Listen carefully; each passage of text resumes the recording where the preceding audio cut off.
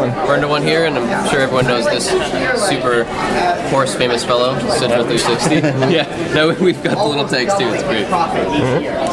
But yeah, what we were just talking about was some of the, I don't know, what do you want to call it, like points that maybe goes unnoticed in art too, like composition of basically imaginary lines that the eye follows along. And I pointed out how there's the golden ratio, rules of third, where eyes will lead to pointing the direction in a certain way. So the viewer goes around the illustration and don't leave the illustration. It creates interest inside of it. Yeah. How's the audio, by the way? Is it still?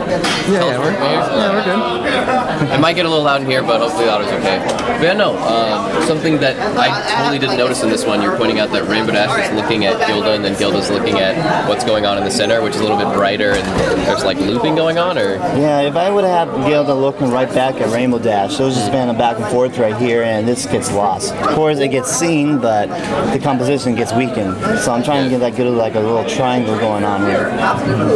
So, awesome. And I was also pointing out right here, in this toothless one, don't tell anybody I brought a non-pony thing. I know. Heaven forbid that you make amazing fan artwork about a great movie. Like, yeah, this has a golden ratio involved, where the golden ratio curls around to the point of the top left corner. That brings the eye, focus attention right here, and brings it right back up to the eye. And rules of third, it keeps in the interest plane. If I had to shift it a little bit right and a little bit down, where most beginner artists do, it loses the effect of the composition. Yeah.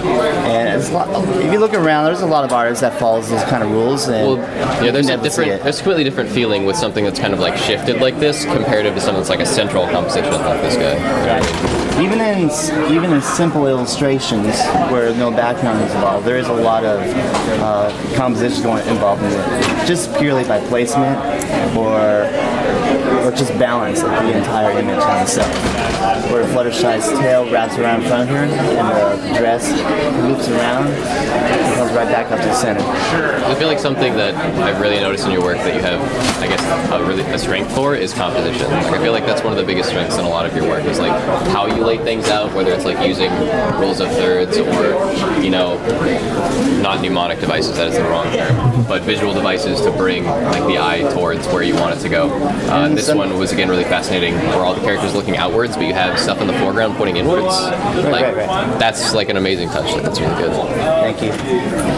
It's kind of that concept of tying together foreground, midground, background somehow in your composition. A lot of people are like, oh, how do I do that? Well, I mean, this is a great example. Like I don't know what you call it, the energy, the focus of the image, like it's all pointing outwards, and then you have things that are obviously like right in your face. Changelings, I guess. I thought it was grass at first, but clearly that's changelings. Yeah, you can also use color as a compositional element.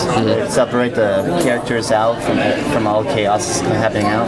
The background has a lot of blue, the foreground has a lot of green, and right in the center is the warm colors. That makes them pop out. Yeah. Also, adorable sketch. I didn't know that do you take commissions at cons usually? No? Yeah. This is a work in progress commission of Nightmare and Butterscotch. This one's almost done, and I got 3 more to do, so I'm already busy. But it's really cool, because most of the stuff I see in your DeviantArt is, you know, like digital work, and then I'm actually a really big fan of your line work. Some of just like your basic without color, like just the like black lines on some of your work is really, really complex, intricate. Like all the background details and stuff is just there in the black and white line work. Oh yeah, thank you. Like, do you mean like this illustration? The lines and everything? Yeah. Yeah, you can definitely point out all the different composition elements here, where everything is center focus down to the character. The character looks down here, goes down here. That's really good 3D space, I feel. Thank you. That took much longer than I did it with this one, because I take forever coloring lines. The Griffin twins, I forget their names. I do some fan name, something. We did a Griffin episode, and we were like, okay, this is apparently what the fans have decided.